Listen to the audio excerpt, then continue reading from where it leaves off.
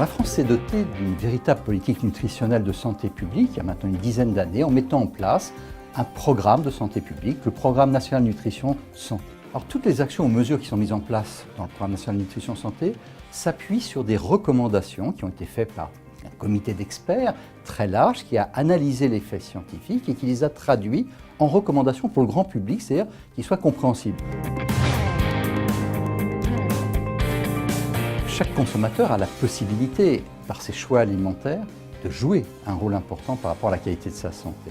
Nous disposons beaucoup de travaux qui mettent en évidence que manger plus de fruits et légumes peut réduire le risque de maladies aussi importantes que les cancers, les maladies du cœur ou des vaisseaux ou d'autres maladies. C'est important.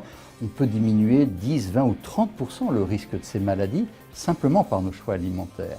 Manger du poisson 2 fois par semaine diminue le risque d'accidents cardiaques ou des accidents, la vascularisation du cerveau. On a là encore des bases très fortes. Donc, il est indispensable de fournir ces éléments d'information auprès du public qui, lui, nous demande mais comment manger plus de poissons, comment manger plus de fruits et légumes, en sachant qu'il y a des freins économiques, sociaux, de la vie quotidienne, la praticité, la disponibilité, l'accessibilité de ces aliments.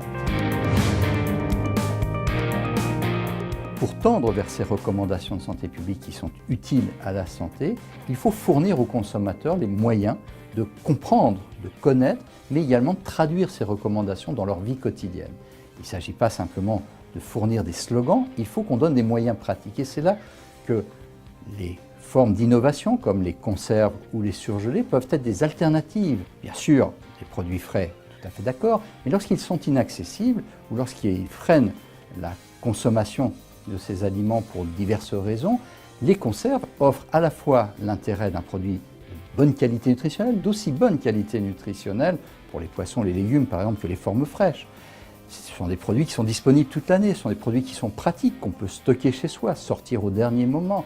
C'est facile à mettre en œuvre sur le plan culinaire et ce sont des produits qui ont également une bonne qualité gastronomique. Les progrès faits par les fabricants de conserves sont très significatifs à ce niveau-là. Donc on a la possibilité pour chacun, quel que soit son mode de vie, ses goûts, de pouvoir tendre vers les objectifs de recommandations nutritionnelles en s'appuyant sur des trucs, des astuces, et les conserves font partie de ces trucs et ces astuces, et c'est un grand challenge de la suite de notre programme, de communiquer sur la capacité donc de traduire nos recommandations en fait de la vie quotidienne, et à ce moment-là, les moyens simples comme les conserves ou les surgelés, sans condamner bien sûr le frais, offrent cette opportunité pour chacun de tendre vers les recommandations.